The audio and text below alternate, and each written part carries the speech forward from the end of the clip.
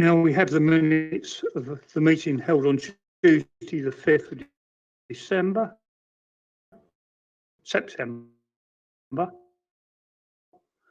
We are happy that they are a correct record.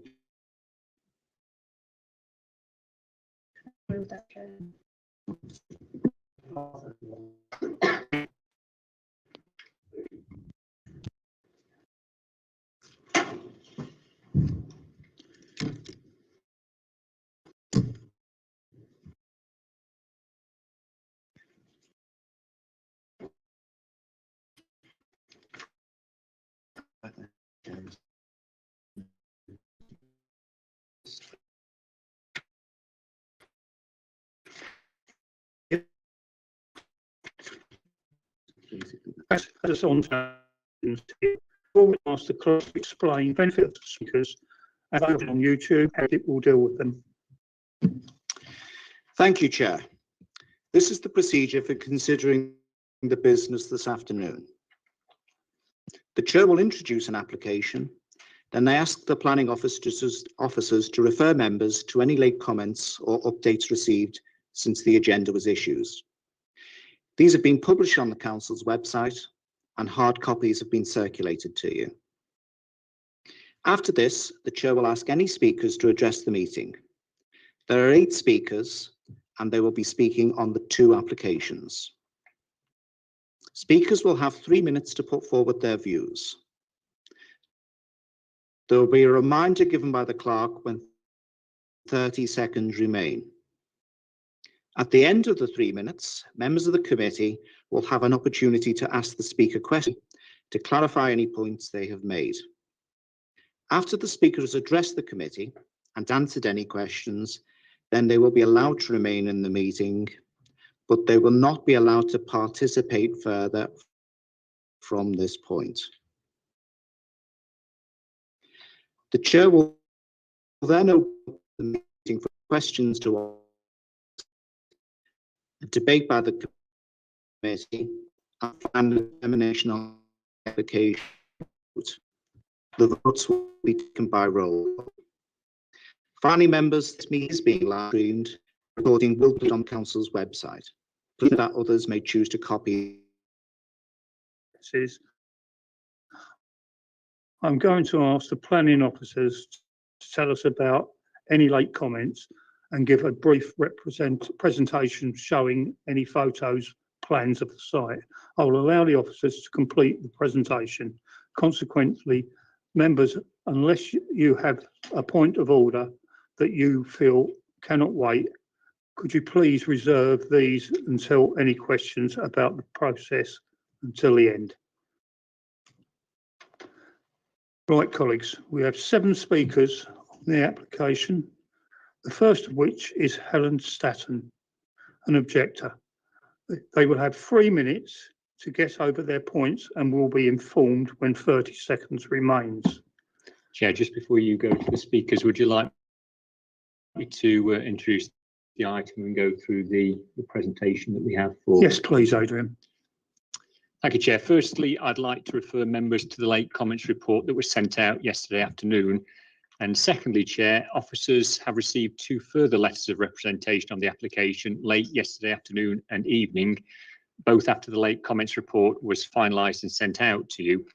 They're both from previous correspondence, and due to the length of the emails and the fact we only have the 2 letters we have on this occasion, made them available for all members in hard copy for you to see in full. They're attached to the late representations report that you have before you.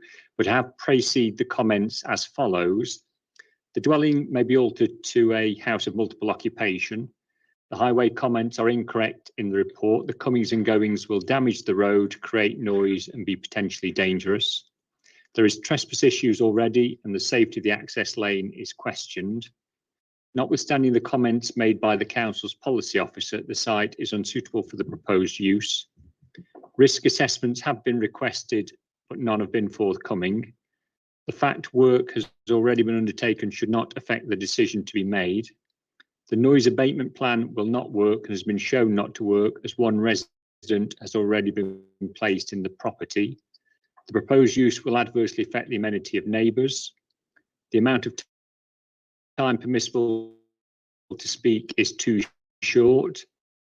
The system is opaque rather than transparent, and already living at the property, and who will be held responsible for the harm caused. In respect of the application itself, Chair, permission is sought to convert a single dwelling to a premises comprising 3 independent supported living units. The property is located within a primarily residential area and has as its immediate neighbours 3 other dwelling houses. The application sets out that the occupants of the 3 units will be provided with ongoing 24-hour care. Certain works to the curtilage of the premises are to be undertaken to modify the garden and create 3 car parking spaces.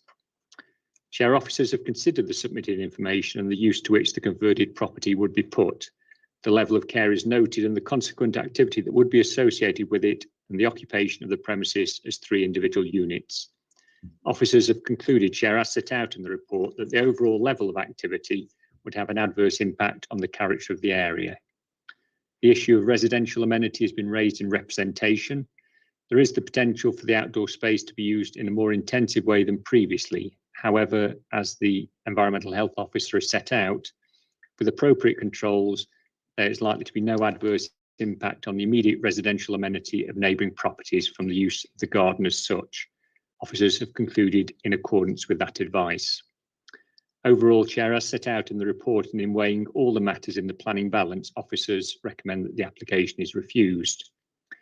On an allied matter, Chair, members will note the reference in the late submission of the applicant to the Equality Rights Act of 2010.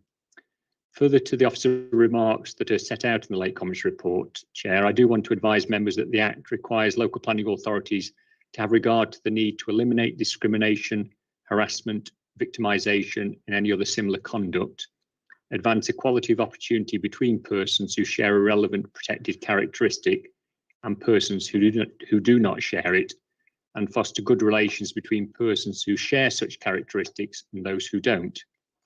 In addition, in advancing equality of opportunity, councils should remove or minimise disadvantages suffered, take steps to meet the needs of disadvantaged persons, and encourage those persons to participate in public life.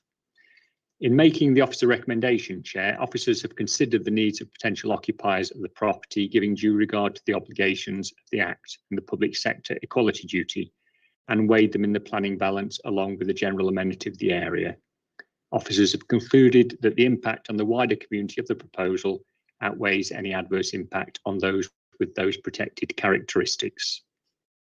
I've prepared a few slides, Chair, if Alice is able to move through them. Just a reminder of what was discussed at yesterday's site visits. The first slide, Chair, outlines the site, the centre with the 3 adjoining properties or residential units to the west, northwest and the east, southeast.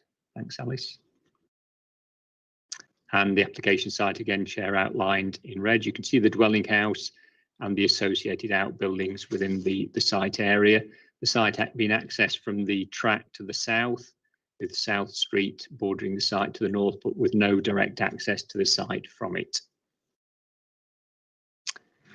The outline of the existing and the proposed site plans, Chair, the one on the left showing the dwelling house and the garden as is, made to the rear garden as set out in the report, and then the provision of the 6 car parking spaces to the front. Thanks, Alice. This is just a depiction of the existing property, and as is noted in the report, there are no external alterations proposed to the property, Chair. And the floor plans, a bit small, I appreciate, but the proposed floor plans on the right show the 3 units, 2 on the ground floor and 1 on the upper floor, both independent, set aside from others, so creating 3, in effect, 3 units of occupation. Thanks, Alice. And finally, there's just 2 photos, Chair, as a reminder of what was discussed yesterday at site visits. This first one is the property as is, and the second is one showing the access to the track that then accesses the property from Station Road. Thank you, Chair. Right, colleagues, we have 7 speakers on the application. First of which, Katie Goodwin, an objector.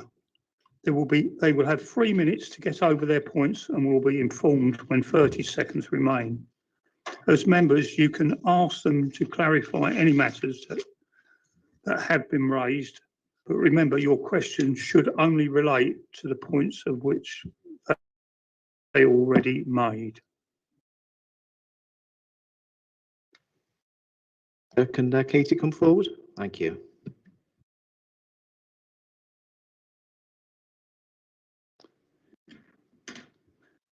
Can you confirm that this is your name, Katie Goodwin? Thank you very much. And that you understand the process. You have 3 minutes to speak.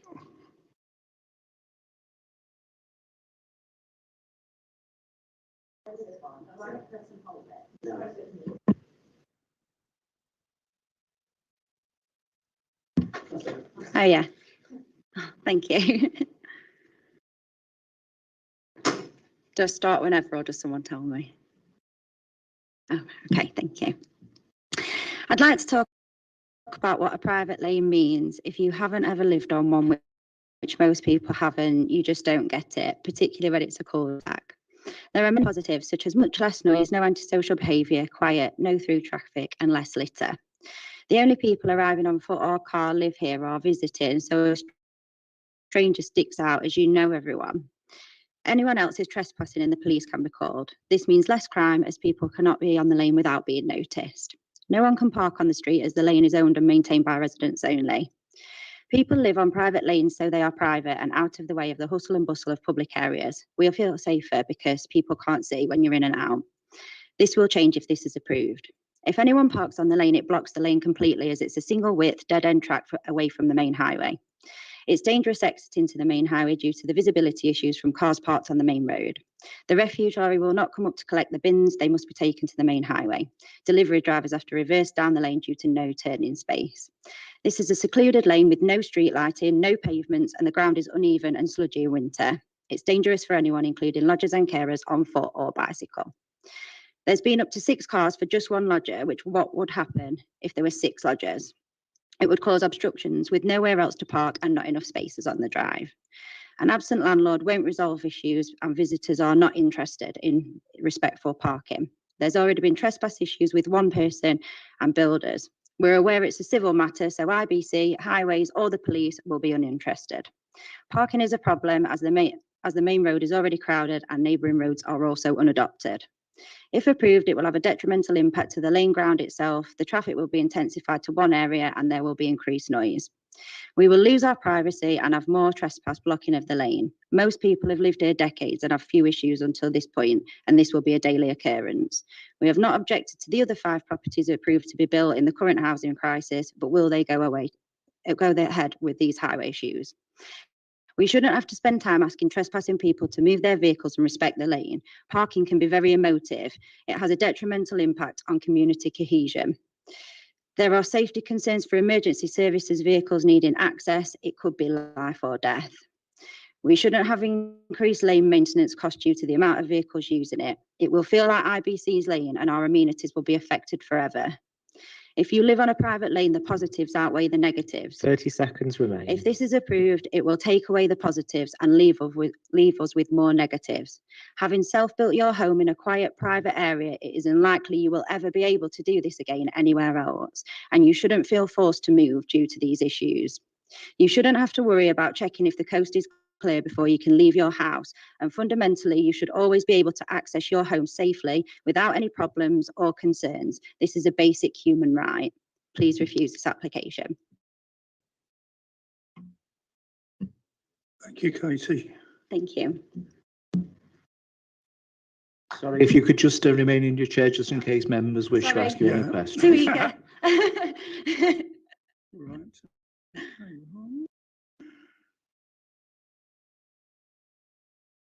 Yes, members may ask questions. Okay, thank you.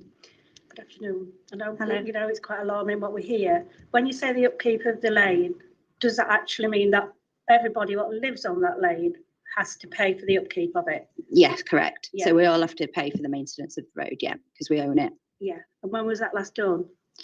Well, we all just kind of, like, don't know when was it last done? A couple of months ago, Tony? Yeah, a couple of months ago. If you don't mind me asking, what did you do to it? You put like stone, mixed gravel, roadstone, yeah, fill the potholes in, that sort of stuff. Okay, thank you.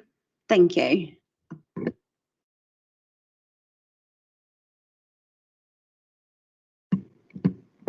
Hi, Katie. Hello. You mentioned that currently there's one person in that property, but you mentioned 6 cars. I don't know if you know the answer to this, but what are the 6 cars that have been there regular? Because reading through the report, there's one person, it said 2 cars. Have you any idea what the 6 cars have been? I mean, obviously there is some assumption, but we have heard that it's been from various other professionals. So whether that be people supplying like medication, additional carers. I don't know if there's been any other visitors, but we are assuming that it's other professionals that have been visiting to obviously help with the person's care that's needed. Like I say, I think we've been made aware from people that have heard of the things that have said, you know, that the person in this particular instance had additional care needs. So of course, if there's up to 6 people in there, you can imagine that 6 cars for one person, if it absolutely mayhem, could be up to like 20, 30 cars for people, particularly when they're just moving into the property. If they've got additional care needs, and obviously if they need to have other, care, professional bodies, hospital visits. I don't know. But that's what we're aware of. Councillor Elliott. Thank you, Chair. Do you know if this went ahead and let's say there were 6 residents in there? Do you know if this is supported care externally or whether there are living 24-hour carers, should we say? Well, I guess from the application, from a point of supported living, my understanding is that that's not 24-hour residential care.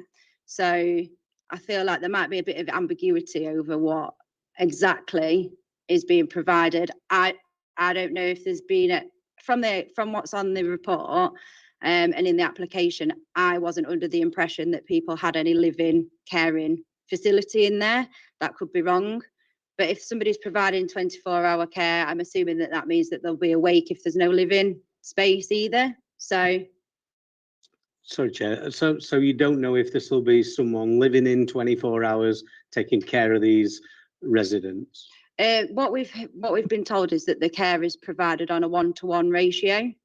And that there will be 24-hour care. So obviously there'll be shift changeovers. So at one point, if there is a 1-to-1 care ratio and 6 people are in it total, that means that they at least need 12 vehicle spaces for the shift changeover as well, if everyone's arriving by car, plus visitors. Thank you. Thank you. Thank you, Councillor Elliott. Could officers answer Councillor Elliott's question, please? Chair, officers have set out in the report what the submitted documentation advises, and the submission sets out that there would be individual units in each of the 3. I'll call them flats, but there's 3 individual independent residential units proposed, 2 on the ground floor, 1 on the upper floor, and the submission says that one person will occupy each of those with up to 2 carers on a rolling 24-hour 2-shift program. So no in-house living, but carers, up to 2 carers per person at any one time. Hence the report setting out that may be 3 individuals in each of the units with up to 2 carers at any one time. That's the way that the application's framed in any case. Thanks, Adrian. I didn't actually ask for you to do that, so through the chair. I didn't see that little bit in the report, so my apologies if that slipped my attention. I just wondered whether that setting that was going to be what we're having explained to us, whether that setting would be 24 hours with someone on site caring for these people. If there are 6 and depending upon their needs or behavioural needs or whatever, whether somebody's going to be in there 24/7 attending to them. But I think you've probably answered some of it. If you know any more, then I'll quite happily accept it. Through you, Chair, I can only reiterate what I've just said, that the application is set out in those terms in the submission that was made. And maybe there are speakers further down the line who you may wish to ask clarity from. Thank you. Just one question, Casey. You did mention antisocial behaviour. At the moment, there is no antisocial behaviour. No. Okay, thank you very much. Well, as of now, as in before the person moved in, there was no antisocial behaviour. Sorry, just to clarify. Councillor Gare. Yeah, I'm now not clear whether this is for 3 residents or 6. I thought I read in the application it was 3. Is that? Yeah, I mean, the units can hold up to 6 people. So we're a little bit confused as well, because the report actually mentions I think there's about 3 different classes that it's mentioned. Some say class 2, some say 3, some say 3B, some say 4. It's very confusing for us as well, but yeah, they take up to 6 people. So it might be applied for as 3, but they can take up to 6. Okay, thank you. Thank you, Councillor Gare. Could the next, you're free to go. Thank you. Thank you. Okay. The next objector is Denise Beresford.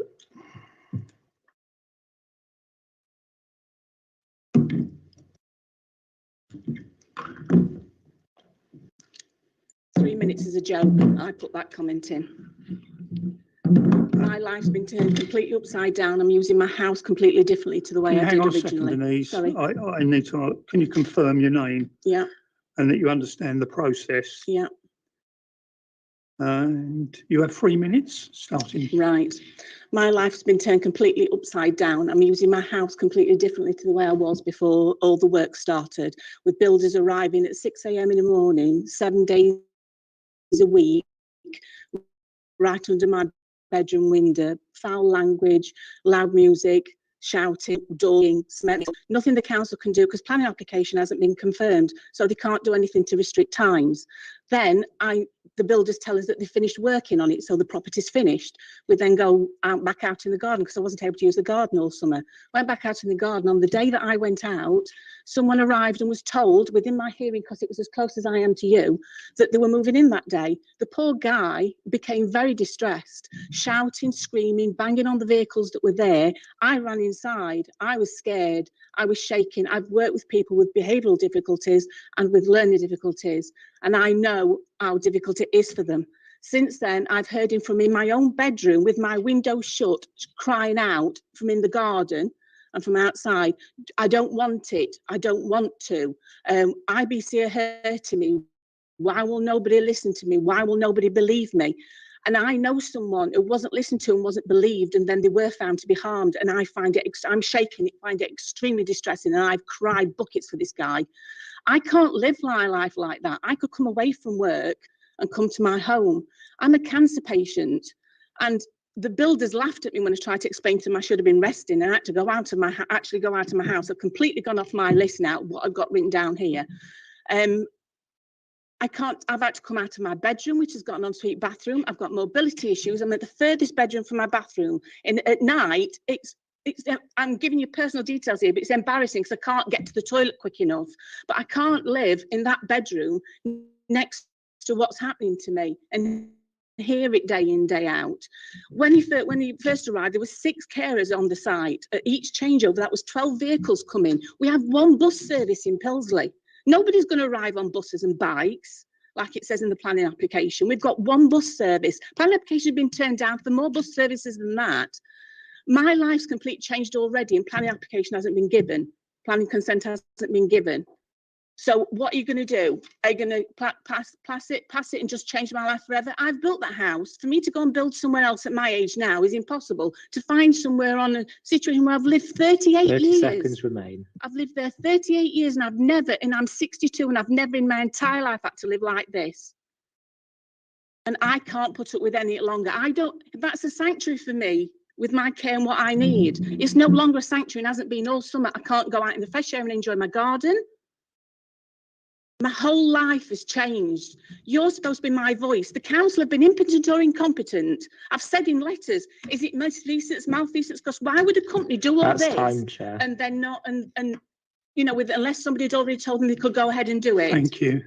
I'm sorry, I've gone completely off my script. I do apologise, Denise. Can I throw it out to members' questions? Ask please? me anything. Councillor Rouse. Sorry that you're feeling this way. Yeah, I'm just holding back tears at the minute. Right, you know when you mentioned about IBC saying Yeah. that this person, you're hurting me, Yeah. etc. Did you ever report it as a safeguarding Yes, issue? I rang Safeguard and I rang Sheffield City Council, who were informed was the first people that were involved with him, and Derbyshire County Council. Nobody seemed to be interested in it at all. And I've said I thought it was a safeguarding issue. Surely they must have done due diligence. I mentioned it to an IBC worker and they said, oh no, it will all be done in place. They wouldn't do this to the tenant. It must all be above board. So nobody's looked into it, because this poor guy, if this isn't passed, has got to move. Surely. So nobody's given him the consideration. Has he been used as a pawn to try and get it passed? That's what's going through our mind. It's either, in our mind, either something's being done completely wrong and we're all being laughed at and having two fingers put up at us, or somebody from the council has given them information, told them it's going to go. Now, which is it? We don't know. I can assure you. From they what, wouldn't yeah, have well, from given what we're any seeing with our eyes, information. we've no idea. No, they would not It- have given any Yeah. information. It makes me feel like the whole planning process is a farce and is not there for us. We built our houses and we followed the planning rules to the letter. Were we the mugs? Yeah, the government, sadly, you know, it's up to them. We Yeah. have to follow what they say. Yeah, well, were we the mugs? Because we did it as it should have been done. Anybody else know? I can't believe Environmental Health Officer hasn't done a better job because that was garbage. Thank you, Denise. Thank you.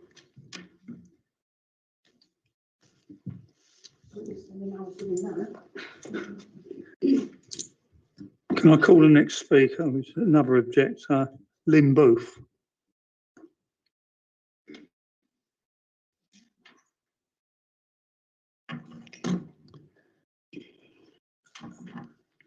Can you confirm that this is your name? It is. Okay, you have 3 minutes to speak. I have to press this, do I? It's already Oh, it's on. already on. Thank you. This is a very unusual and contentious application for supported living, 99.9% of which is cited on public roads. And perhaps only over 90% of you in this room would agree with supported living, because we do too. However, anyone who has ever lived in an isolated house or on a secluded lane that's private would 100% not agree with supported living being put on this road. Not only is it secluded, but it's pitch black at night, and you have to go up the lane and meet unknown people and possibly men at close proximity just to get to your home. And these are possibly men, all with mental health issues. That would be very frightening, particularly for women. To even think about it is scary. You have to live on a private lane to understand fully all the issues. Public opinion on what gets placed on public roads is relevant, but public opinion is not relevant on private ownership roads. It's not suitable for even the lodges that are going to be placed there, because 3 out of 4 of them suffer from hate crime. Anyone vulnerable, elderly, children, and especially women can never feel safe or be safe on an unmade, dead-end road with no escape route, secluded, pitch black at night. You do not see women on the road, even on the daytime on the Five Pits Trail. You would think of them very foolish to go out there on their own in the pitch black dark. But they have a choice whether they go on the Five Pits Trail.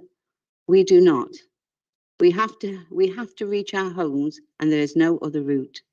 On private lanes, it is key that you know who should be on that lane and who should not be there, because if approved, there would just be too many different faces changing all the time.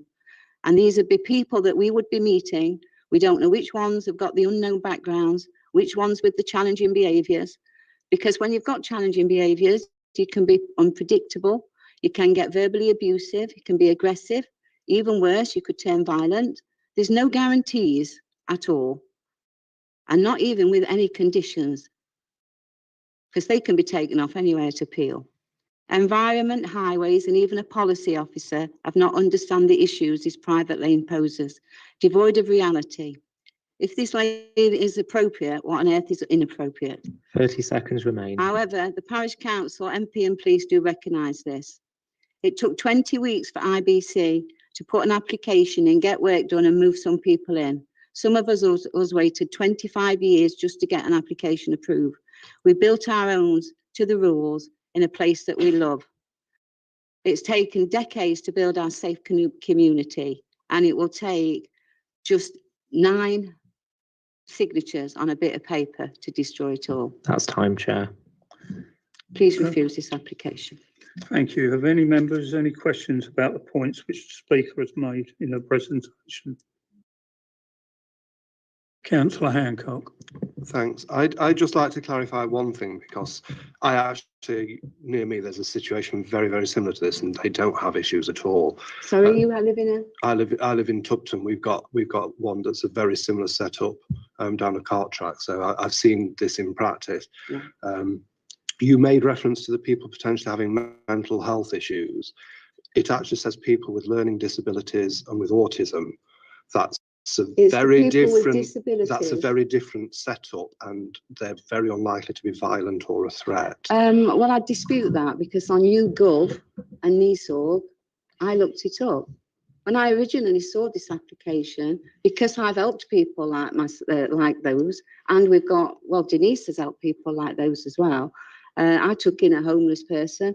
Denise has taught autism and learning difficulties. So I was quite, when I first saw it, I'm thinking, oh. But then I went on to YouGov and NISORG organisation websites, which are 2 prominent websites, and it tells you what learning difficulties and autism and the challenging displays of behaviour they can have. And that's what I've listed there. That is not me making that up. No, I'm not suggesting it is. I'm just come clarifying off the difference between what's been said and what you're saying. That has come off YouGov for people with mental disabilities, learning difficulties and autism. And all these people, you've only got to go onto healthcare websites to see the sort of people that are helped. And we aren't against that. This is not about the people. We love I took it over as personally, and I loved him to bits. It was one of those transitions. He couldn't live at home, and he needed a year transition before he could go out into the world at 18. You know, we had the police there very regularly. They were shouting all the time. He was stealing, even stole a steak, you know, and under the bed. He broke in twice when he left. We didn't call the police. We loved him. And he turned up 2 years later and thanked us. We understand the needs of these people, but we also understand that people that are broken and have broken lives and have all sorts of things happen to them, can't always communicate what they want in a way that we would expect. And it's not their fault. No. But when you're on a pitch black lake and you're a woman and you're going up there and you can hear aggressive voices or anything like that, because they can't communicate well and they can do things very unpredictably, it's very frightening for women, particularly. Yeah. So no, my query going back to it is kind of where your background was coming from, because that was obviously stating very different to what's in the background comes from my own experience, and also looking at length. We've done a lot of research on it, what sort of challenging behaviours these people can display. And I mean, it was interesting to us on NISORG that even with carers with them 24 hours a day, NISORG suggests that carers, if they do get violent, carers should leave them, remove themselves and call the police. But I'm just wondering what happens if somebody gets upset and violent on the lane and we're coming down there at the same time and they're going to run off and call the police, we don't know how to deal with anything like that. And we shouldn't have to. We've got to reach our homes and get back to the highway, and we have to go up this lane. It's just, it will change the area, yeah. It'll change the feel of it. We've never had a problem up until now at all.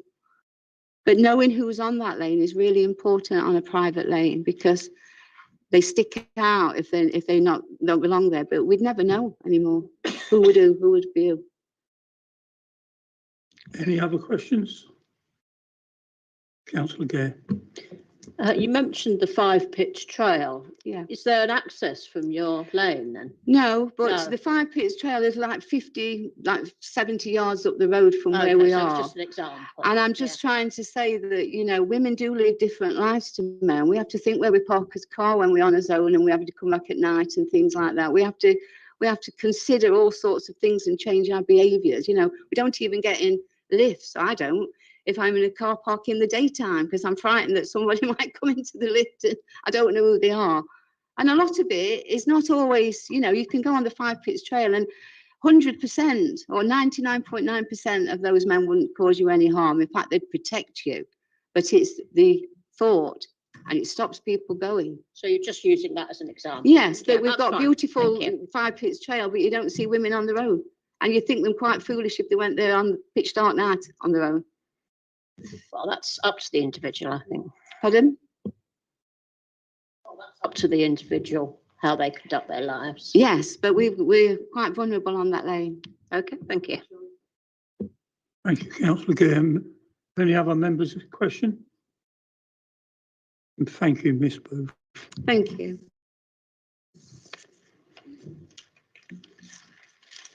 Our next speaker is also an objector, Anthony Walker.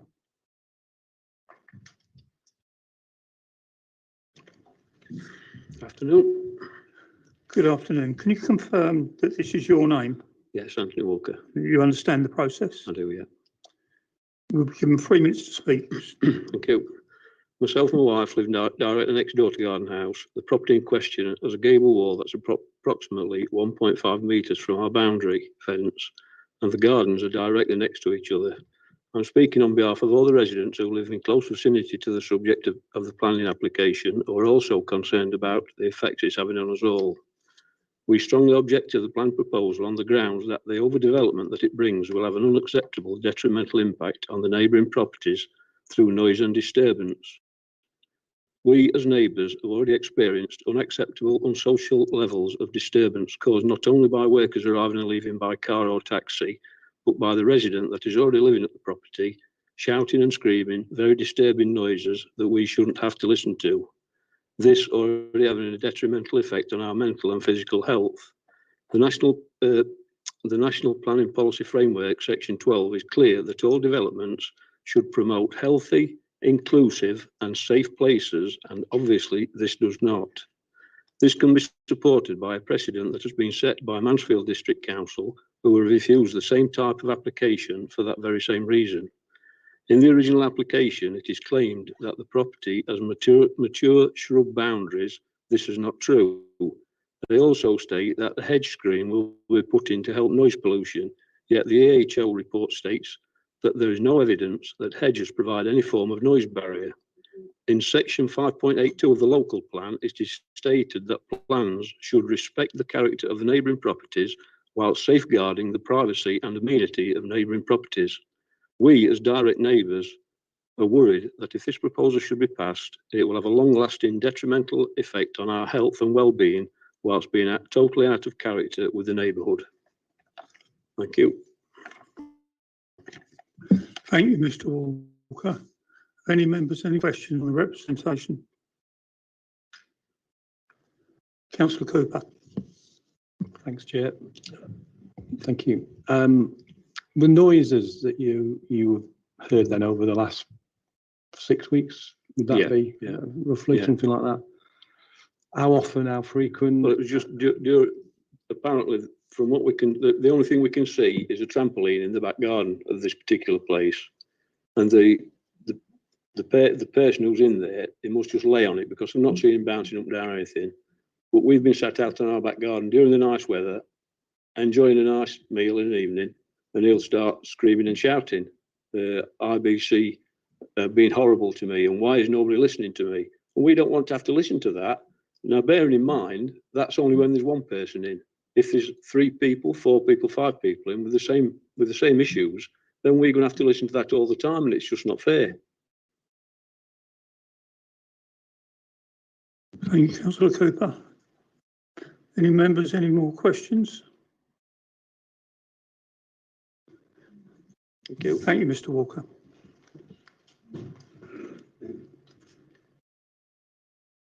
Our next speaker is Adele Rickett,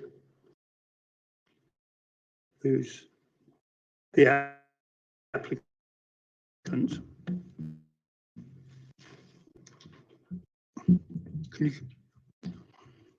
Thank you, Liv. Okay. Can you confirm that this is your name? Yeah.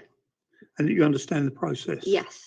Then you have 3 minutes to speak. Thank you. So firstly, I'd just like to introduce IBC Healthcare. So IBC Healthcare is a specialist Midlands provider who feel passionately about individuals having a house that they can call a home, with access to specialist bespoke accommodation and support packages centred around their needs, no matter how complex their needs may be.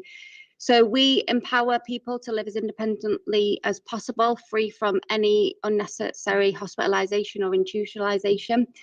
And that's in line with the Transforming Care agenda, which is part of the NHS guidance to support commissioners to reduce the number of people with a learning disability and or autism residing in hospital or secure inpatient settings. So as most of you may know from recent media retention, the programme focuses to identify and develop community alternatives to inpatient settings in line with the national service model, and it's the top of the government's agenda. As we know, most hospital places are now closing due to this reason, and people are encouraged to live in smaller residential settings. So the Transforming Care programme was first introduced back in 2011 following the Winterbourne View scandal. And targets to reduce the number of people in hospital were set for 2014. Sadly, this nearly 10 years later, this has been missed year on year, with many people, over 2,000, still residing in hospital. And that's largely due to the lack of suitable accommodation within the community. So the government have made a pledge this year to ensure that there is more connective working across NHS England and in line with the national plan for both adults and children, and that brought about the new integrated care board. So that's the drive that they're focusing on. Station Road is a proposed scheme that's been identified in partnership with the surrounding local authorities and integrated care boards and with the NHS. It's been identified for a number of reasons, and it will support people within the area who are waiting discharge from hospital or moving on from children's settings. IBC conducted a thorough search for suitable properties before finding Station Road, alongside key commissioning contacts. And our robust search criteria consisted of detached properties, private 30 driveways, seconds remain. restricted views, and not in close contact with neighbours. It's widely recognised that most autistic people with a learning disability and or autism being in an inpatient setting is very deeply damaging, as we've all seen from most panorama investigations, noisy, unpredictable places. These apartments have been designed in line with people's care and support needs, and in line with the therapeutic support model. Right, thank you. Have members any questions about points which the speaker has made in her presentations? Councillor Hancock. I have 2, Chair, if you're willing for me to ask both. Yeah. I mean, the first one kind of ties in with what previous speakers have been said. And obviously, I'm very familiar with people with autism. Yeah. It doesn't seem appropriate to have someone in there while building work is going to go off, because even if they're the most sedate person on earth, that is going to make them flare up. Yeah. So to me, that seems foolish, and I'm wondering why that's happened. Okay, so we made that decision, not just IBC Healthcare, but the Court of Protection. So that application did go to the court with everything presented to them. Also, the Integrated Care Board and the commissioning contacts within there that are all, this was a looked after child. He would have been homeless or it would have ended up in a hospital setting. So both applications were presented to the court, and the court made the decision for him to live at Station Road within his best interest, that he lacked capacity. Obviously, we've made the home habitable for him, and it's a single occupation at the moment. There will be some building works within that, mainly stud walls, etc. But we'll plan that around, you know, say a holiday or whatever's in his best interest to do at that time. But the social worker and the community nurse felt that it was in his best interest, because the alternative would have been long stay hospital. Right. And the other question, now, obviously, a lot of what we've got in here, a lot of what's been said by people and that's on the portal, Yeah.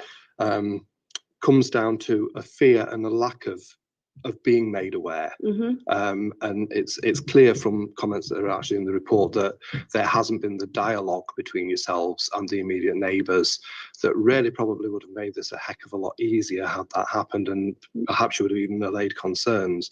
So again, I'm wondering why that's not taken place, because in a situation like this, which is very sensitive, Yeah. that's vital. Yeah. Okay. So. Excuse me, Ms. Rickard, could you speak more directly into the mic? Okay. Sorry. Thank you. So firstly, the Adrian took over the application quite late on in the stages. Before that, it was a private consultant, Lynn Eastwood. The objections weren't put on the planning portal until the day that it closed. Therefore, we weren't aware that there was any objections on the application until the day that it was closing. We weren't aware that there were any neighbour concerns. Sometimes we do smaller schemes and we've had no neighbour objections, and these have gone through with no concerns whatsoever, and we've had really positive relationships with the neighbours. This is the first time that we've encountered any issues. The moment that the objections came online, we were in dialogue through the consultation process. So we were going back and forth with Lynn and then over to Adrian, answering queries that were coming in, and subsequently we held a meeting at the community hall to address any concerns. Councillor Cooper. Thank you. On a similar vein, Councillor Hancock, just ask you about that public consultation. I mean, it's good practice from the start. You knew the issue, you knew the lane, you knew the people. It was a small number of people. I don't want to over-egg this, but you found out the information, and this is the bit that concerns me. You arranged with residents to meet them, but it was only residents, as I understand. We did also send an invite through to the parish council's inbox to the admin, to the clerk as well. Okay. I can't say that happened or didn't happen. Now, on that, I saw that invite, and it was from 4:30 to 7:30. I arrived at 7, and the hall was closed. Now, that didn't leave a good impression on myself. But the thing that did concern me the most was the fact that a number of weeks before that meeting took place, you would put somebody in that property. Mm-hmm. That's the bit, and that's the bit I don't understand. Can you elaborate on that at all anymore? Because that really confuses me, and why that meeting closed. And I don't know what time it closed, and I don't know how many people went, because obviously it beat me before I could get there. Yeah. So obviously the majority of residents came. We all made the decision to, I think we probably literally just missed you, because we finished at around about 7 o'clock, and we'd engaged with residents. It was quite a tense night, as you can imagine. So we moved on from there. But yeah, we must have literally just missed you, because the caretaker was there as well, closing up at the same time. Thank you, Councillor Cooper. Any members? Councillor Leggett. Yeah, I've got two questions. First of all, why have you moved him, this man in, before planning approval? So we engaged with both the planning enforcement officer to check that it wouldn't be a breach of planning regulation, given the urgency of the situation, that he would have been homeless or in a prolonged hospital stay. They were engaging with us to see that the process in which we were following was legally binding and that there was no concerns with moving him into the property. We also checked with the Care Quality Commission, who were happy with this decision as well. So we took everybody's professional opinion and it was made in the best interest of the individual. Thank you. And also, how do you feel when somebody tells you that it sounds like somebody is crying out and either in pain or frightened or possibly being hurt? How do you feel about that? So we are aware of this situation. It did happen a couple of weeks after we moved in. This is a known behaviour. So we have a weekly MDT meeting with everybody involved in his care and support, the psychiatrist, the nurses, everybody, the PBS team, the crisis intervention team, everybody is involved in this. This is a known behaviour. This gentleman has not had a very easy start in life. It's the way that he will present if he's feeling he'll push people away in a situation where he doesn't feel that he's worthy of having something that's good in his life, and that is a known behaviour that we are aware of, and that the recent feedback from his MDT meeting the 2 weeks ago was this is the most settled place he's ever had. He just hasn't had a very good start in life, and we have been made aware of the safeguarding that came in. That was fully investigated, and there was no action that was required any further, both from professionals and internally at IBC as well. Yeah. Thank you, Councillor Cooper. Thank you, Chair. There's been a little bit of confusion here today. I mean, should this application be passed? I'm a bit confused. Is it 3 people or is it 6 people? 3 people. Is that the intention moving forward for 3? Yeah. Or for more than 3? No, there'll only ever be 3 in there. So people will have their own, that people will have an individual tenancy agreement. Okay. 3 people. Okay, Yeah. thank you. Thank you, Councillor Cooper. Any members' questions?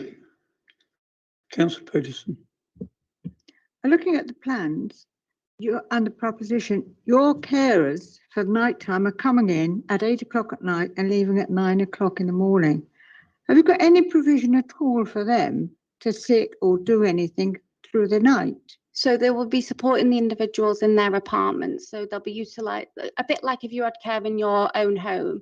It's to try and create a homely feel. So in line with CQC regulation of building the right support, it's the staff remain with the individual at all the time.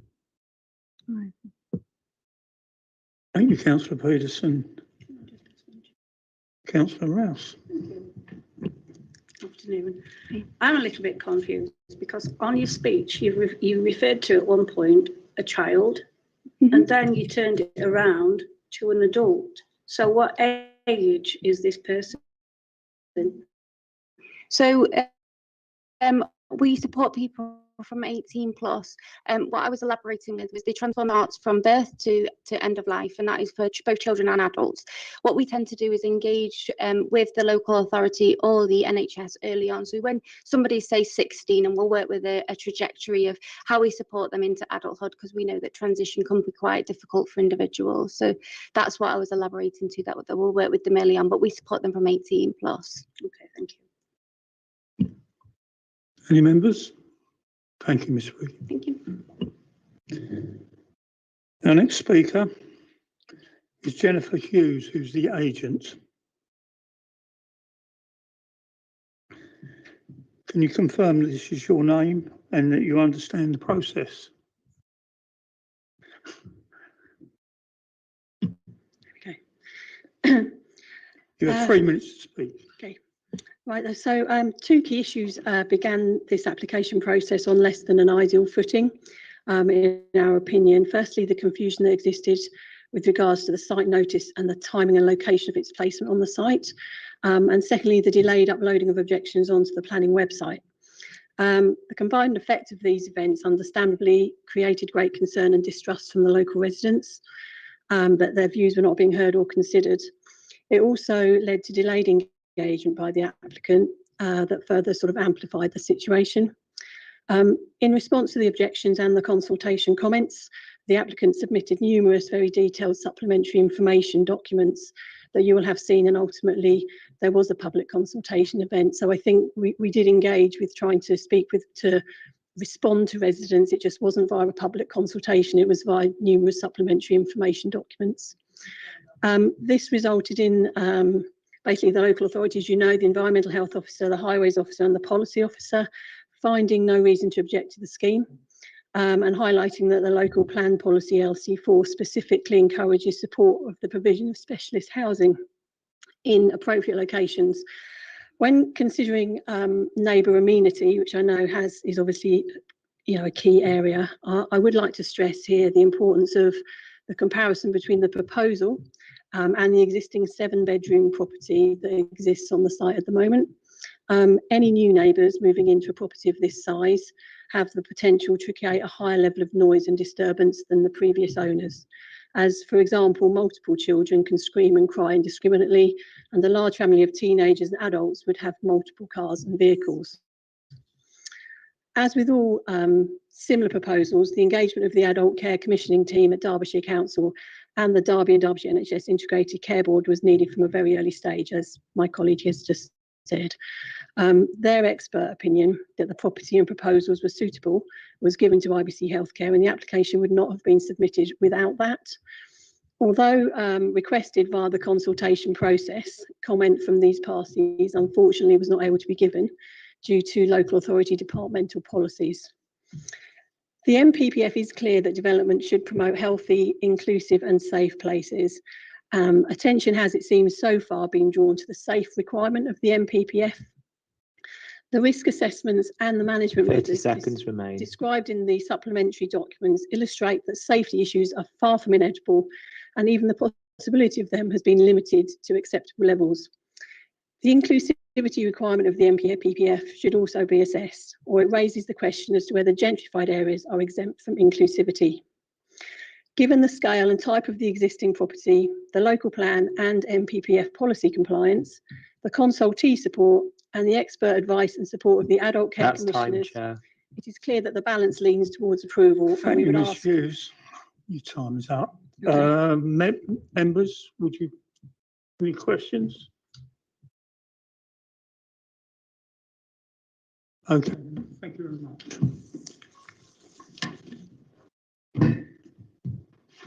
Not turned up. Okay.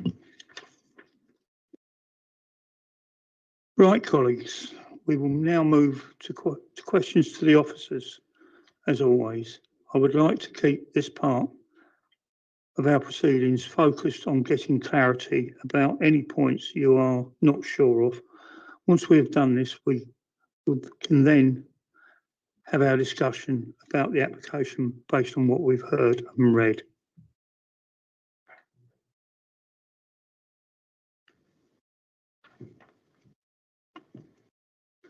Councillor Liggett. Yeah, can I ask Adrian to confirm what Adele Rickett said about the enforcement officer being asked about moving this man into the house, please? I wasn't involved. Sorry.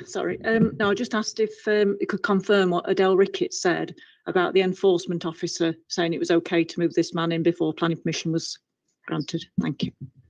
I wasn't involved in that conversation, Chair, so I can't confirm or deny what was said, I'm afraid. What is normal practice, though, is that, as has been determined both by individual councils and the courts, that where there is a process in place to reach a determination on an issue, and in this case a planning application, the proper course of action is not to affect that outcome until it's instance to stop an activity or a use or development ahead of that planning application being determined. Certainly contrary to officer advice, the advice is to allow that process to continue and be concluded, so that a decision, as in a decision this afternoon, should be taken on the application. If the application were approved, obviously development could carry on.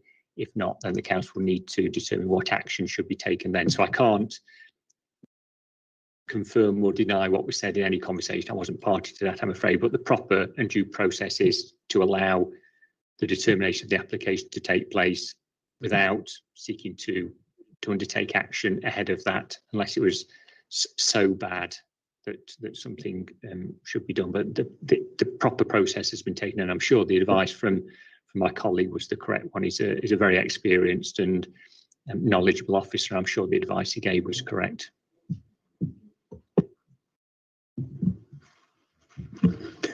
Councillor Elliott. Thank you. Sorry, Adrian, here we go. The different categories of residents, can you tell us about that? Because we seem to be categorically told there's only going to be 3 in, but I'm reading, when I've read all this report, that potentially there can be 6, and once or if we ever pass this, they can please themselves how they determine who they put in, what kind of person goes in. I'm a little more worried about, we seem to be talking about the healthcare of individuals rather than the physical application. It all seems to be based around the individual's needs. You know, I don't understand who's going in, whether they need social care, 24-hour care, whether they need CAMS teams in, or I've no idea. I'm really, you know, and I really don't understand that, where that comes into the application. The bit I wanted to ask you about was actually in the part of this report where it says the police report makes clear it's yet to be settled in planning law as to whether the behaviour of residents can be a material planning decision or consideration. Can you tell us a bit about that? Well, I'll come to that in a second. I was trying to address the first point. As far as I understand it, first of all, the application seeks consent to change a single residential unit, i.e. the dormer bungalow that exists on the site, from that, i.e. a single unit of accommodation, to 3 individual units of accommodation. So in effect, as the applicants have set out, they would seek the council's approval for the change of use of that dwelling house to 3, I'm calling them flats, but there's 2 units on the ground floor and 1 on the upper floor. So if you took all, it's a dormer bungalow at the moment, and the applicants are seeking consent to change that to 3 independent residential units. I'm calling them flats, but they're not all stacked up on top of one another. 2 are on the ground floor and 1's on the top. So that's, if you strip everything else away, that's what you're being asked to consider. So if you want to take everything else out of it, the issue before you this afternoon could be that you're being asked for consent to convert a single unit into 3 residential units. And the application you'll be considering later on this afternoon seeks something similar, actually. The issue around that then is that in the applicant submissions, and as you've heard this afternoon from Adele, the intention is to place within each of these units a single person, but being provided with, as far as I understand the submitted details, 24-hour rolling care on 2 shifts. And again, the information that we have is that will be provided on up to 2 carers per individual at any one time. So as officers, we've taken that on its face. So we've gone one step beyond 1 unit into 3 units. We've taken that on its face without making any judgment on what use class that would fall into. And the applicant's view is set out in the report. They think it stays in a Class C3 dwelling house use. Others have made a different view. Officers haven't concluded on that. We've just taken the application on its face, that the application is seeking consent for 3 individual single units of accommodation, flats as I call them, but with this ongoing 24-hour, potentially 24-hour rolling care. And the view that we've taken as officers on that is a use and activity that is, in terms of its character, one that isn't compatible with the general character of the area. And that's the conclusion that officers have come to. And members will need to take a view whether you agree with that summation or not, whether you think that intensification in the use of the property from 1 to 3 and all that comes with it, with or without the care, is something that you accept or not. If permission is granted, unless you were to put a planning condition on any approval that only 1 person would be full-time resident in any one of those units at any time, and you could place such a condition on if you wished, if that was the tipping point for you, then without that condition, we couldn't control the number of units who would live in each of those units, because in effect you would be given permission for 3 residential units. You could have a family of 4 living in each, or a family of 1, or. But you are saying then that for each individual person in each unit will be 2 carers, so 9 adults permanently on site at all time. Again, as officers, we've just taken the application on its merits. That's the information that's been put to us, that each individual would have up to 2 carers at any one time. But I'm not going to be able to sit here this afternoon and say to you, as you've heard this afternoon, then we specialists need to go there. I'm afraid, Councillor Hancock may know more about this than I do, but I'm not a specialist, I'm afraid, in assisting people with autism or other needs, if you like. I apologise for the clunkiness of my language, but that's the basis on which the application's been made. In terms just of the wider issues about the people who will live here and their individual activities, as officers, we've taken the environmental health officer's advice on its face, in that with the noise mitigation plan, which is fairly generalised, but with ongoing supervision outside the property, officers are of the view that if that's provided, that would be sufficient mitigation. That's our conclusion on that issue, in terms of the variety of other issues that you've heard of this afternoon. So we've not placed weight on that issue itself. Again, you'll need to take a view as to whether you agree with that or not. And just finally, on the issue of the comments of the police, we acknowledge those, and in terms of the conclusion on the use, as I say, officers haven't concluded on that in the report. We've not taken a view on that because, as I say, permissions in effect on its face is being sought for 3 individual flats. I'm calling them flats. If the use class for residential properties is the use of as a dwelling house by a single person or people living together as a family, the class C2 use, which is a different use class, is used for the provision of a residential accommodation and care to people in need of care. And I think it would be a planning judgment whether 3 flats with ongoing 24-hour rolling care of up to 2 carers falls within one or other class, but officers haven't gone to that point. We have come to the conclusion that the level of activity as set out on the face of the application has led us to our conclusion, and you will need to consider that. Just finally, Chair, if I may, and Councillor Elliott didn't raise this, so I apologise, but you've heard a lot this afternoon again about other issues, comings and goings, bin collection, and highway safety. Officers are very clear in our view on that we don't believe there is evidence that even at intensified use of 3 residential units as opposed to 1, that would be an overriding factor. Thanks, Chair. Councillor Cooper. Thanks, Councillor Elliott. You just one of them, yes, at least. I just wanted to clarify, Adrian, because this application has been in the mix for a considerable time, and we've just heard Ms. Rickett say about the uploading of the objections. Can you just clarify for me when they were actually visible to the applicant?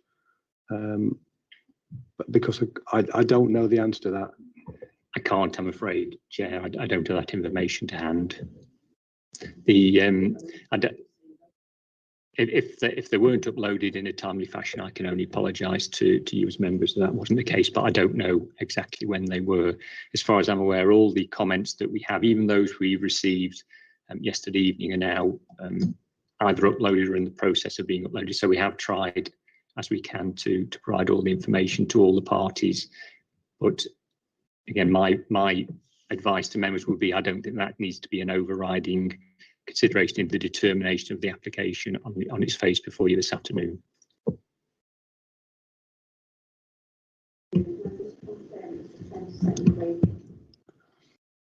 Okay, I must ask or remind speakers that having spoken and answered questions from members, you cannot participate further from this point. Thank you. Thank you, Alan. Any more questions from members? Okay.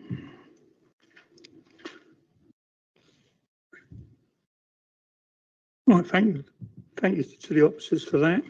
That leads us to our final part of the process, our discussion about what we heard and what we think and what we decide. But before going any further, I would just like the clerk to remind us about motions. Yes, thank you, Chair. Please bear in mind, members, that a motion must be moved and seconded before a vote is taken. If an amendment to a motion is moved and seconded, then that amendment will be voted on first. If a motion is to be moved which goes against officers' recommendations, then the member who has moved the motion must give the reasons for doing so. The reason for moving a motion against officer recommendations should comprise the relevant planning issues and be supported by evidence as necessary. If a motion to reject officer recommendations falls, or in other words, it is not passed, that doesn't mean that the recommendations are automatically approved. Rather, you will need to take a positive decision through a further motion in favour of the recommendations or a different course of action. This will need to be approved by the committee through another vote. Thank you, Chair. I would now like to open the floor for a debate.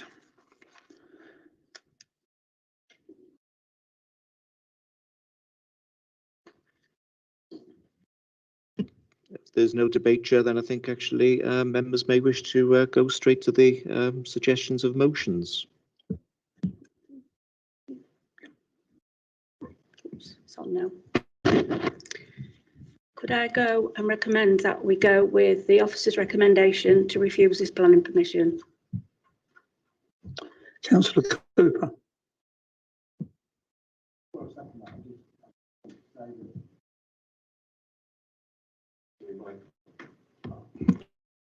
Sorry.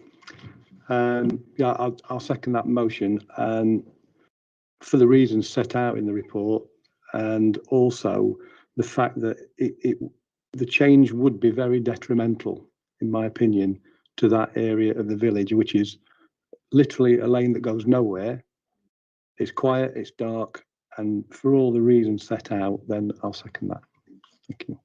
Thank you, Councillor Cooper. Chair, if I may, just before you go to any voters, it's all right. Yeah. Just like to ask if those particular, if members are happy with the reason for refusal as set out in the report, or do you want anything further adding to that in view of the comments that Councillor Cooper has made, Chair?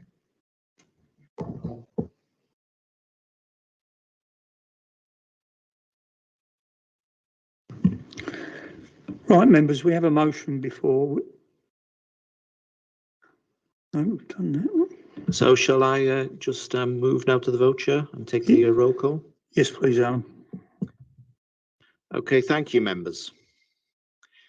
Councillor Cheetham. For. Councillor Cooper. Councillor Elliott. Councillor Gurr. For. Councillor Hancock. For. Councillor Lacey. For. Councillor Liggett. For. Councillor Peterson. For. And Councillor Rouse. That's unanimous, Chair. The motion has passed.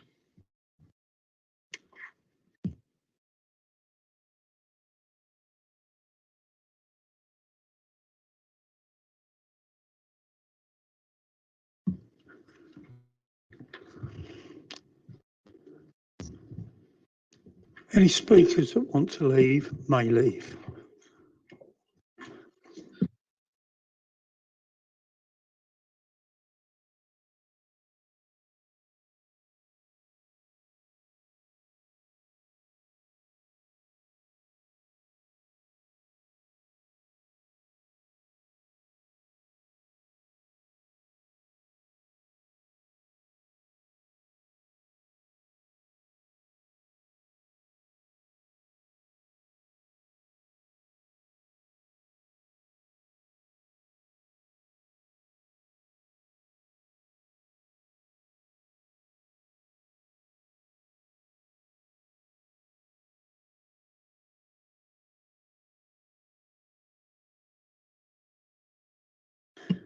We're moving on to the second application, item 5, NED. Sorry, Chair, could you just wait till the councillor comes back? Thank you. Yes, I think that's legitimate, Chair.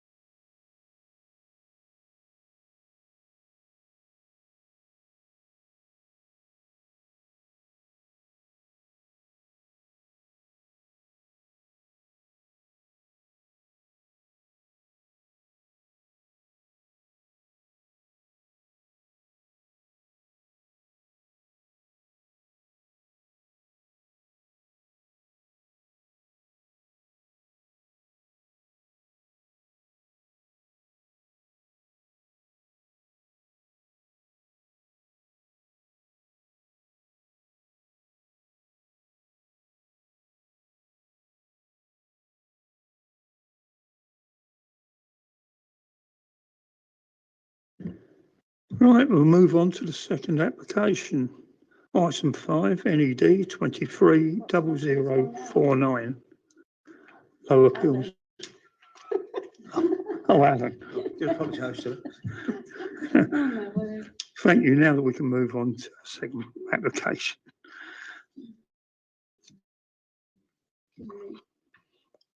I'm going to ask the planning officers to tell us about any late comments and give us a brief presentation showing any photos and plans to the site.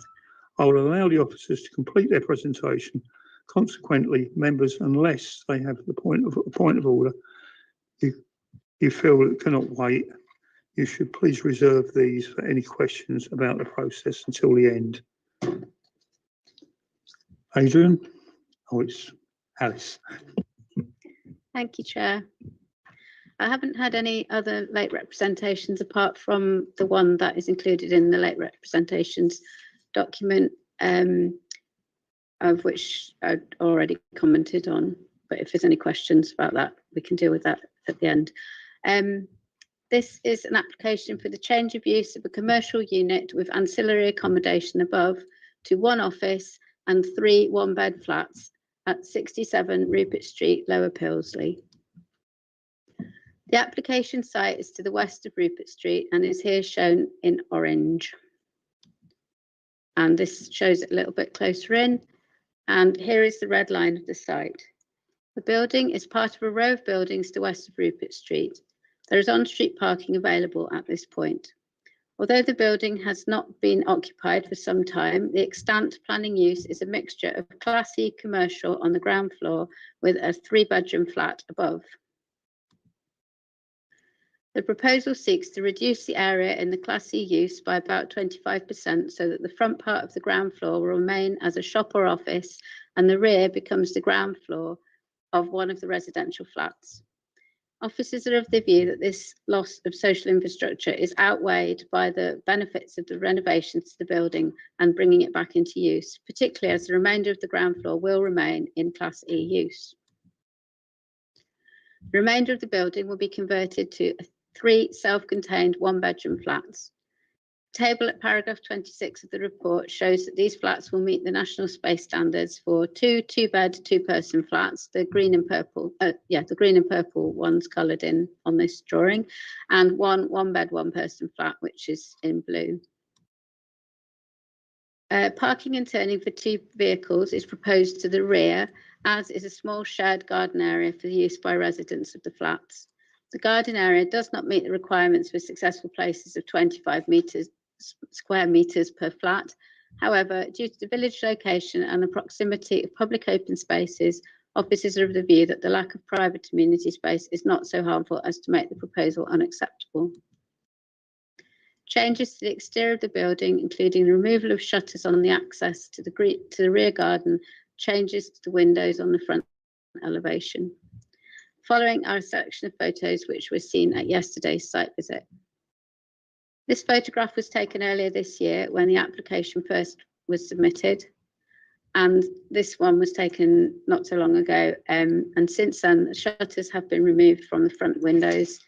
The applicant proposes to reinstate the central door and remove the shutter over the access. The only changes proposed to the rear of the building is the removal of the French window on the first floor to be replaced by a window with no access onto the flat roof. Vehicle access to the rear is existing, and as such, highways are of the view that whilst it is substandard, the proposal does not represent an intensification of the use, and therefore the impact on highway safety would not be severe. The building has an extant use as a shop or office with 3-bedroom flat above. This comes with associated parking of vehicles and comings and goings. Officers are of the view that the proposal for a shop office with 3 one-bedroom flats would not represent such an intensification of the use as to result in severe harm to the highway safety. Furthermore, it is considered that the renovation of the building will benefit the character and appearance of the area, and as a consequence, officers are recommending that this application be approved. Thank you, Chair. Right, colleagues. Right, colleagues, we have one speaker on the application. They are Peter Kemp. The applicant will have 3 minutes to get over his point, and they will be informed when 30 seconds remain. You can ask him to clarify any matters that have been raised, but remember your questions should only relate to the points which have already been made. Thank you, Peter. Can you confirm your name? I can, yes. And you understand the process? Yes, I do.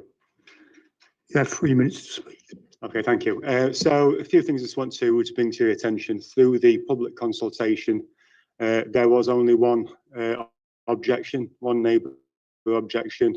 It was who lives 2 minutes walk from the front of the shop. His objection was the parking, which I believe has been addressed by the officers on the highways. There's also only me here today to give evidence. There's nobody here who feels strongly enough to object to the scheme. I'm looking forward to bringing this property back into public use, creating 3 one-bedroom flats which are well needed in the area. Flats now, I mean, all properties that come up for rent, they're getting about 20 applicants per vacancy. So you can't deny that this is a much needed addition. There has been some talk about antisocial behaviour. I don't really think that's relevant. You can't really say it's going to create antisocial behaviour just because of the type of dwelling that it is. So I'm hoping that you can put it forward for approval straight away. Thank you. Thank you, Mr. Kemp. Right.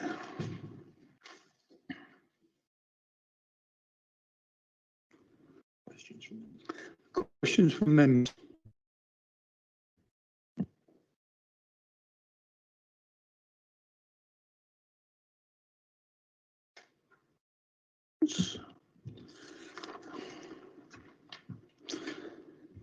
Questions to officers?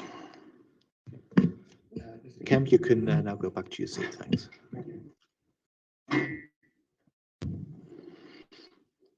Right. Colleagues, we have an opportunity to put questions to the officers about the application.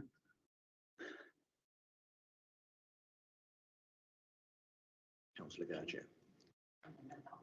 Okay.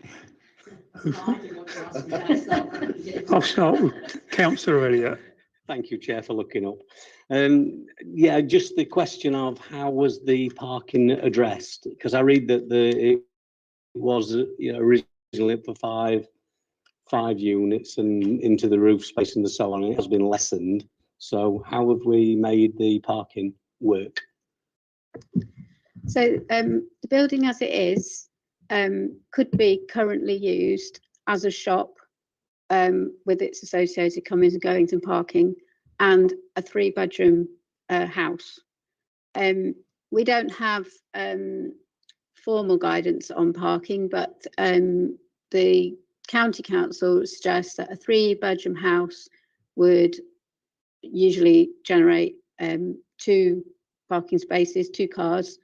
And a 1-bedroom flat would have 1. So we're talking about a net increase of 1 car.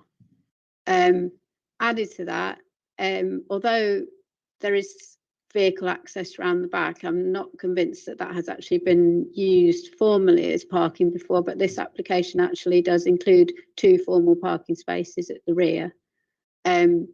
So in my view, the change that this proposes to parking is negligible compared to what it could be used for right now, with no need for a change of planning permission, or no planning permission. Councillor Liggett. Thank you. I'm just a bit concerned about the Derbyshire Wildlife Bat Survey issue, because apparently on the 22nd of September they said that you needed a bat survey. Since then they've said they're not building in the roof, so you don't need a bat survey, and also it says they're not changing the roof. But on figure 5 it says concrete roof tiles, as though there is going to be a new roof. So I have sought clarification from the applicant, and there is no plan to do any work to the roof, that including there's no re-roofing planned. So I do recognise that Derbyshire Wildlife Trust in their last comment to us said that they felt that it still required a bat survey, but we are of the view that since nothing is happening to the roof, that doesn't apply. I did ask for them went back to them, but they haven't got back to me, unfortunately. But I think we can be confident that it doesn't require a bat survey. Councillor Cooper. Thank you, Chair. Alice, I mean, I live in the village. I know what parking's like, and I do believe that this will cause a bit of an issue. Can we just go to one of the slides where it shows you the rear, where they're going to actually make the 2 parking spaces? Because I'm not au fait with the back of that building, because currently you can't get to it. So that's taken from about the middle of the garden. So the plan is so you can't. It's not great because you can't see all of it, but the parking will be at the end of that brick built building there. If we go back to the plan, you can see. Sorry, it's not very big, is it? But there's space for 2 cars to park, and then there's a small amenity area at the end, and then there's also space for the cars to turn so that they can leave in a forward gear. Is the intention for the brick building to stay or to go? Because it looks very tight. It looks very tight to me, and I acknowledge it's in the conditions that until that's put in there, then this can't be used. Yeah, so the brick built building is intended to stay. That's going to be like a bicycle storage for the flats. You can't really see on the screen, but this does show like a swept path. So it shows that there's space for the cars to turn, reverse, and then go out. Yeah. So officers and highways are of the view that this is acceptable. Okay, thanks, Alice. Any further questions for the officers? Okay. Thank you, the officers, for that. That leads us to the final part of the process, our discussion about what we heard, what we think, and what we want to decide. I would like now to go to the floor for debate. Thank you, Chair. I think it's a great use of what potentially is just going to be another derelict building. I think they've made the best of the space at the back to park the cars. I don't think that'll be too much of an issue. So personally, I will support it. I'll move the motion when you're ready. Hancock. Chair, I agree with Councillor Ali. I'm happy to second it for him, to be perfectly honest. In terms of the antisocial behaviour, a building that's left abandoned is going to attract far more than actually having residents in it. So to me, it's a no-brainer. Okay. Right, members, we have a motion before us. Before we move to the vote, I would like the clerk to read it out. Okay, Chair, I think from what I can gather then that Councillor Elliott and Councillor Hancock have moved and seconded a motion to approve officer recommendations, which is effectively to approve the application. Is that all right, members? That is, Chair, with the conditions that. Subject to the conditions as set out in the report. And if we're really worried about the back survey, potentially condition them to put the back box on the end of the gate. Chair, just from if you feel as though that's important, then we can attach it to a condition. But just want to make it clear, Chair, as officers, we don't believe there would be any adverse impact on any protected species for the reasons that Dallas has set out. There is a note to remind the applicant, well, a note proposed to remind the applicant of responsibilities if they do find any at any point, but.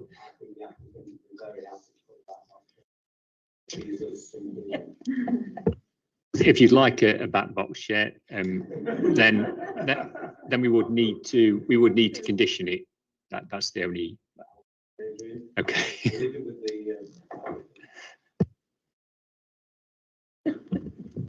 So then, Chair, on that basis, I'll do the roll call. Councillor Cheetham. For. Councillor Cooper. Councillor Elliott. Councillor Gurr. For. Councillor Hancock. For. Councillor Lacey. For. Councillor Liggett. For. Councillor Peterson. For. And Councillor Rouse. That's unanimous, Chair. The motion's passed.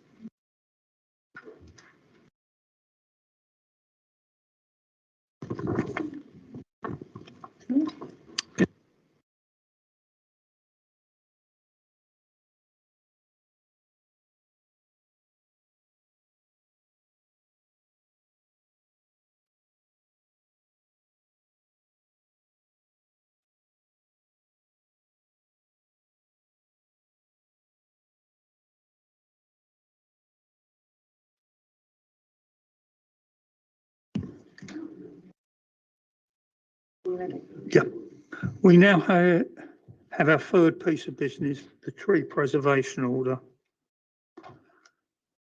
Ask planning to speak. Thank you, Chair.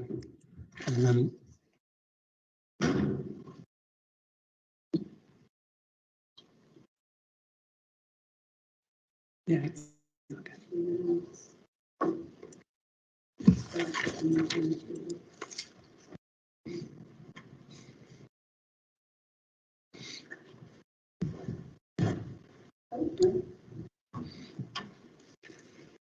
Thank you. Tree Preservation Order 293 was made in its provisional form on 5th June 2023, and the effect of that is the order applies for 6 months or until confirmed or modified. Before deciding to confirm an order, the local authority must take into account all duly made objections and representations that have not been withdrawn. 2 objections have been received and 1 letter of support from neighbouring residents has been received. And the tree officer has undertaken a close inspection of the trees and recommends that 4 trees at Clifton Court are merit-worthy of the special protection afforded by TPO. 1 tree, described as T1 within the report, is contested by the objection received by the arboricultural consultant instructed to provide written representation. Of the letter of support, the tree officer has recommended to not include a number of mature trees within the protection of TPO 293. It was the hope of neighbouring residents of Clifton Court that more trees would have been included within the TPO protection. The officer recommendation is to confirm TPO 293 subject to modification. And then the prepared slides, the figure you see on the screen, the figure 2 within the report, describes the proposed modifications to TPO 293 and the location and position of the 4 trees. Next slide. Figure 3 within the report shows trees 1 and 2, both beech trees, when viewed from Northern Common when approaching Clifton Court from the south. And the next slide. And this is figure 4, describes trees 3 and 4. These are both lime trees and located in the rear garden of Clifton Court. Both these trees can be seen from the footpath to the north of Clifton Court. Thank you. Come back to that. Right, colleagues, you will now have the opportunity to put questions to the officers about it. Again, I would like to keep this part of the proceedings focused on getting clarity about any points you are not sure. So I would be grateful if you could move any motions at this stage.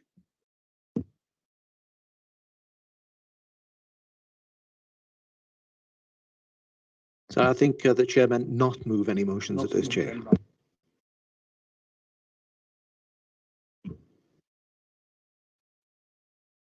Got a question. Just on page 44, it says that 2 objections have been received. And on page 49, it says that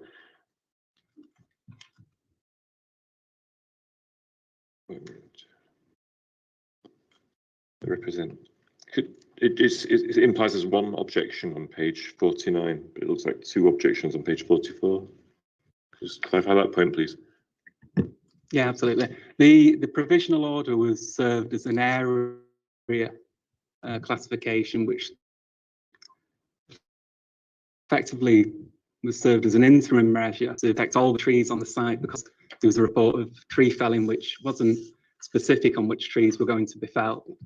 So the area order protects everything, and the recommendation is to modify it to include only those trees which were merit-worthy. The original objection, or the original 2 objections, included a number of trees, but they have not been brought forward for protection, if that makes sense.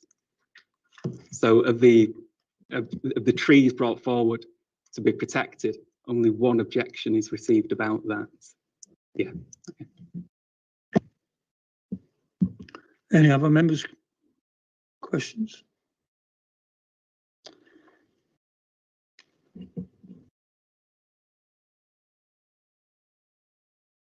Thank you to the officers for that. This leads us to the final part of the process of our discussion about what we've heard and what we think and what we want to decide about confirming the TPO. I would like to open the floor for debate.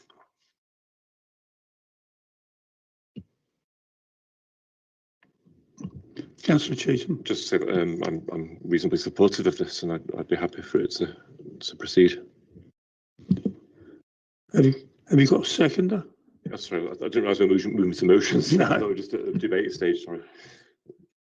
Unless there is any debate, Chair, then perhaps this actually is the time to move to the motions, and that is moved. In that case, I'll move it, Chair. The officers' recommendations.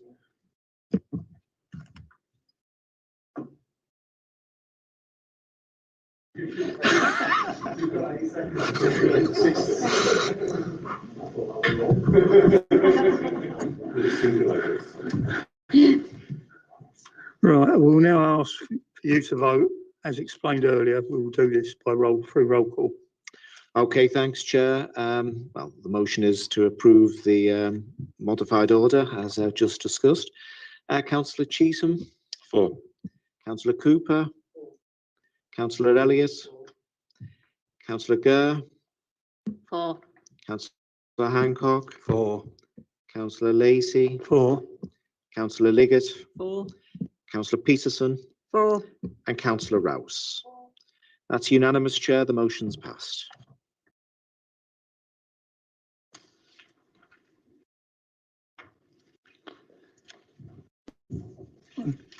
I now call on the planning officers to explain our next report, item 8, appeals lodged and determined.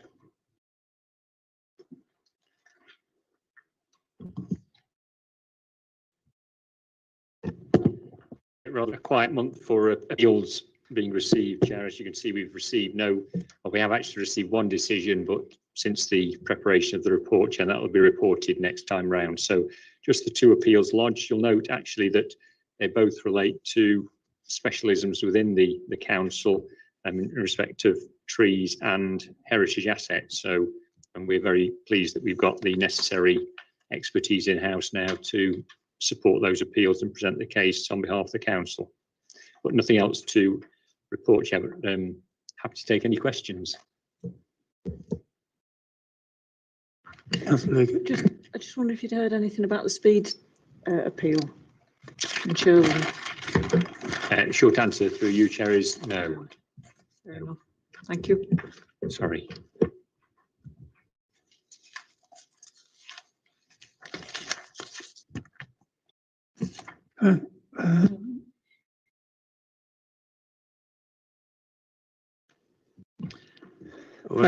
Thank you, members. Do we agree to note the report?